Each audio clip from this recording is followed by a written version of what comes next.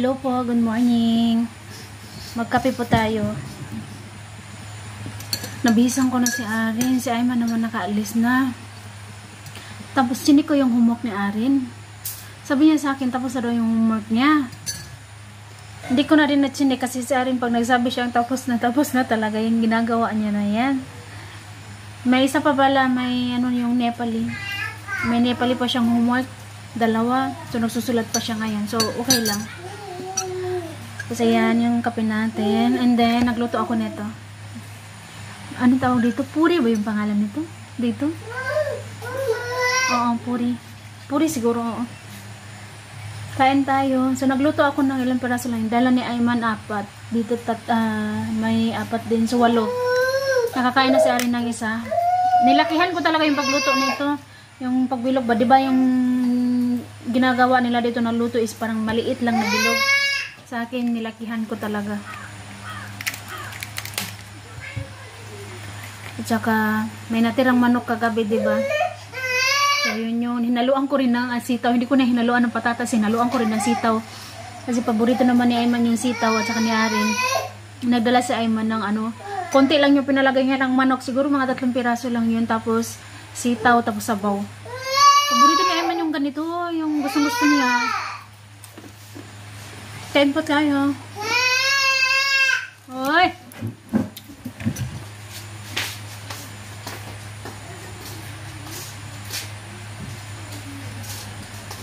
Chito Arin!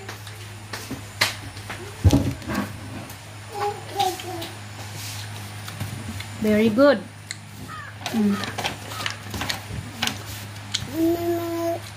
Okay, yung mami mag-around so you tell it. Ay! Okay, bitra. So, sa playground ni, ani mami this one. Ay. Okay, you go inside. Dito.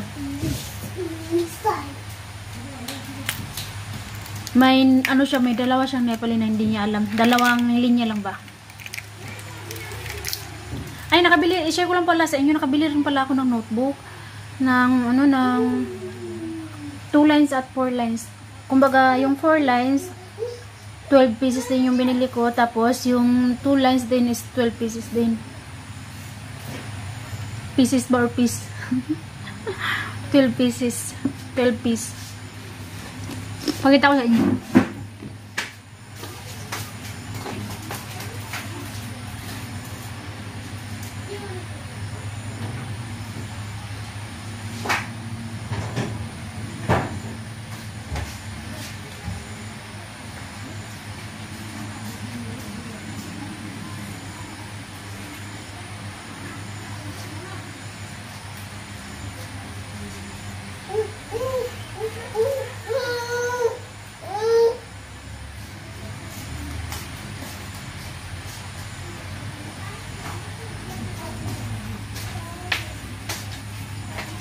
Kaya nakabili ako ang dami, no?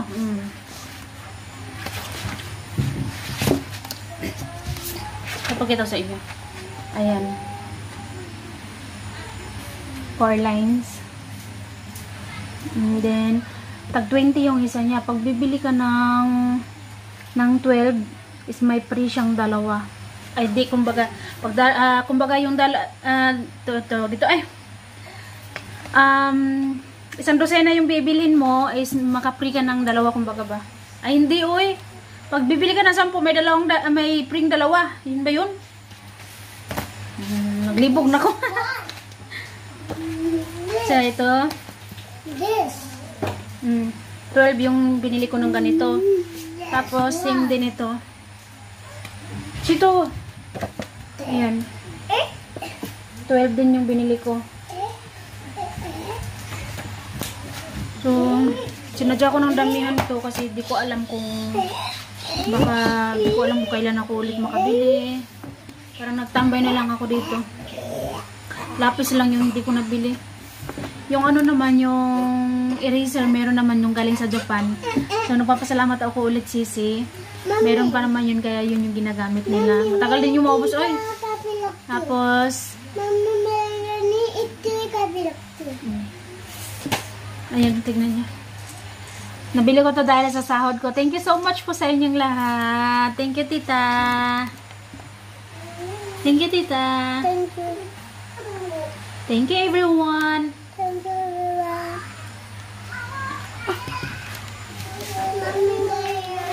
Salamat po sa inyo kasi nakabili ako ng ganito dami nito eh. Pag ano kasi, kunwari, pag bibili ako dito sa tindahan, 20 talaga yung isa nito. Kaya pag sa market ka bumili, pag bibili ka ng 10, may 2 free ka. Kaya dinamihan ko na talaga. Adun! Hey! Hey! Adun!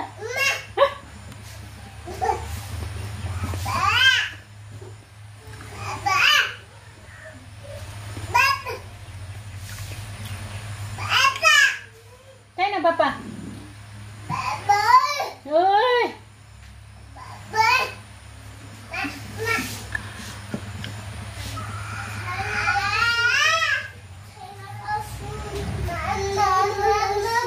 Tala.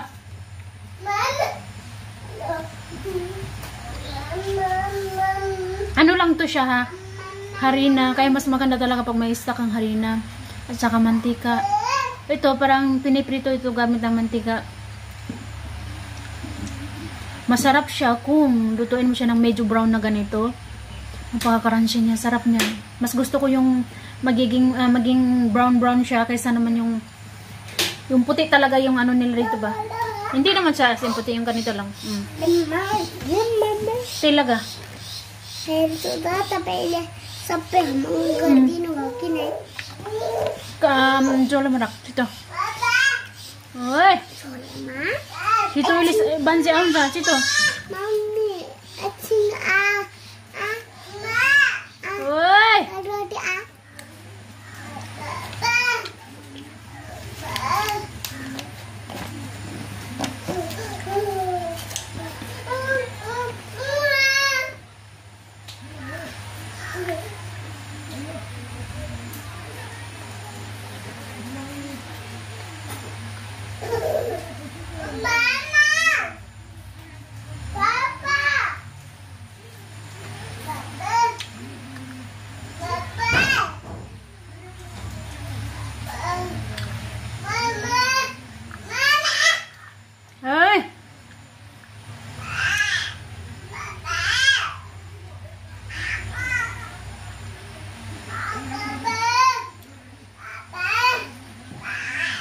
Hindi siguro pumasok ng school si Jano kasi narinig ko yung boses niya eh.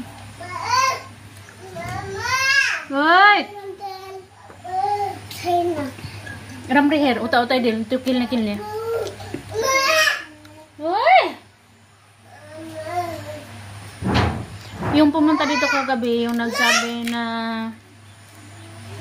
nung sinita yung binan ko at saka yung naningil, ingin ni Archie, yung naningil. Paalis pa lang pala sila. Ayun, umalis na sila o 3 sila. 4.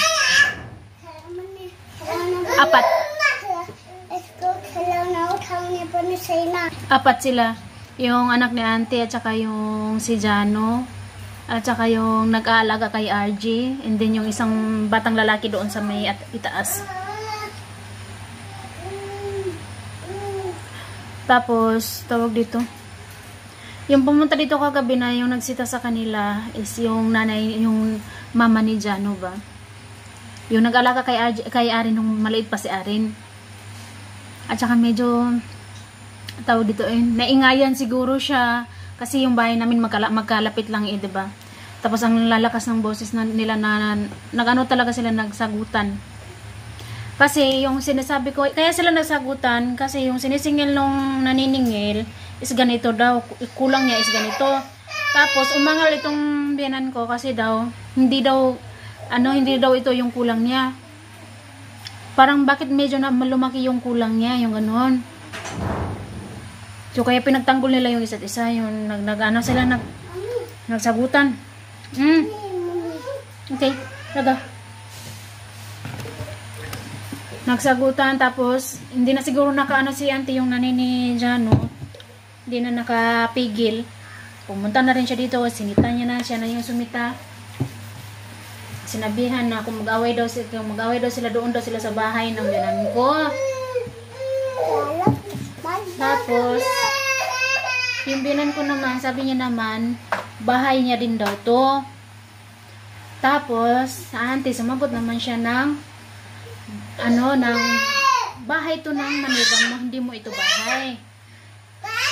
Hoy! Hoy! Lalarin! Bahay ito ng manugang mo, hindi mo ito bahay. So, sagot ulit ng biyanan ko, ano daw siya, biyanan daw siya. Kaya sa kanya na rin itong bahay. Yun yung sagot niya. So, hindi talaga sumang-ayon to si auntie. Sabi niya, hindi mo to bahay. Di ba nga na, nakabukod na siya, so hindi mo to bahay. Sabi niya. Pero hinayaan ko na lang, ayaw ko na lang. Kahit sumang-ayon, sa totoo lang, tama rin naman si auntie. Pero, ayaw ko na rin sumali sa ano nila, sa sagutan nila kasi nag-away-away na nga sila, tapos sasali ka pa. Ikukulik mo pa na, oo, tama naman siya, nabahay ko naman ito kung kayo mag-away. Sabihin ko, like, pagpalagyan natin, sabihin ko yung ganun. Tapos, ayaw kong dumagdag sa gulo nila, no? Baka mas lumaki pa yung away-away nila. Tsaka nagluluto din ako that time. Hindi, nandito lang naman kami sa loob. Yung mga bata, andito din sa loob. Kaya, kahit mag-away man sila, bahala na sila. Nasa labas naman kasi sila, hindi naman sila sa loob dito. What? Ay! Si Archie.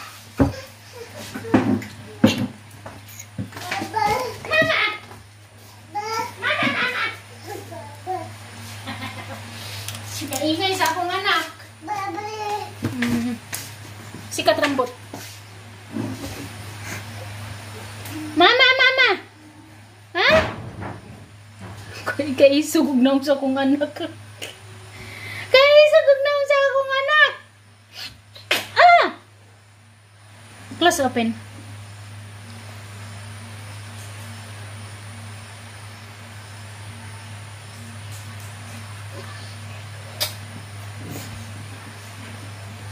Tapos, kanina bumalik naman yun si auntie, yung naniningil. Yung kagabi na, yung naka-blue ng damit kagabi.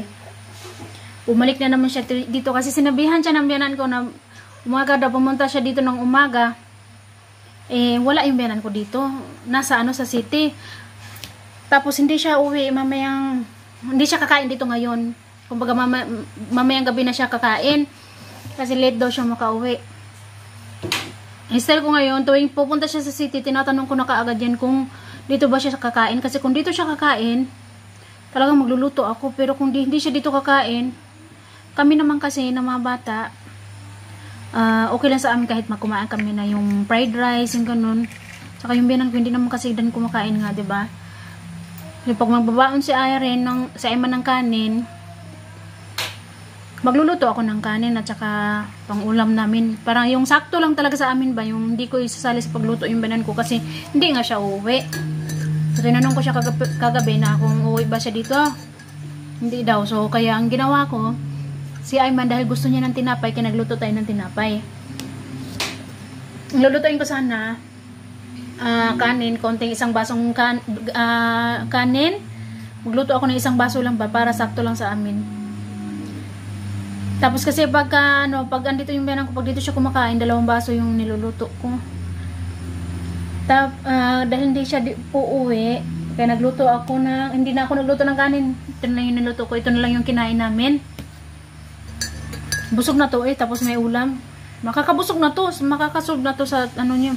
Okay na to, sakto na to pag ito yung kainin mo tapos magkape ka. Okay na. At yun nga, pinabalik siya, yung auntie, naningil kagabi, pinabalik siya ngayong umaga. Bumalik din naman. Sabi ko, wala. Pumunta sa city, nagbenta. Ay, bakit sabi niya, pabalikin ako ng umaga? Ay, hindi ko alam. So, sabi niya, baka pupunta lang siya sa bahay ninyo mamaya. So, nagbibenta pa kasi siya ng manok. Sabi ko naman kay auntie. Sige, nag-usap-usap kami saglit and then sinabihan niya ako na wag ko daw isipin yung sasagutan pag-away nila kagabi. Sabi ko noon, hindi ko naman yun iniisip. Nasa labas naman kayo, sabi ko naman sa auntie. Tapos, alam mo yung niluto ni Ayman, na yung parang, siya yung Yung sa Iman yung pinaluto ko, basta na-upload ko na yun, yung sa Iman yung pinaluto ko na para pang dasal ng binan ko. Dahil may tira yun, na yung tumubo na ba yung pinakita ko na pwede ba kayo siyang itanim na, yung sinabi ko na winter lang tong tutubo. So, nakita niya, ano daw, tinanong dito, kasi na-curious siya kung bakit daw natubo na doon sa may lagayan. Uy, Arin! Chito! So, sabi ko naman, tinanong niya kung bakit di ko daw niluto. Wala namang kakain. Hindi naman ako kumakain. Tapos yung mga bata, konting-konti lang yung kinakain. So, kaya ayaw kong magluto niyan. So, sabi ko, baka gusto mo, auntie, bigay ko na lang sa'yo. O, di binigay ko na lang kasi naman itapong ko. Sayang din. So, binigay ko na lamang sa kanya. Dinala niya rin naman. Mami, let's not get telling that one. Ganigin na lang rin narak ni. So, dito na lang po. Ihatid ko na muna si Arin sa school. Tama po ni. Tama po ni. Mamaya po ulit. Maraming salamat po sa inyong lahat. At maglalaba ako ulit. Maglalabang ko yung aming bedsheet. And then yung punda ng unan. Kasi may sikat ng araw tayo. So, dito na lang po. Maraming salamat po sa inyong lahat. God bless us all. Thank you so much po. Bye-bye. God bless everyone. Thank you so much. Bye!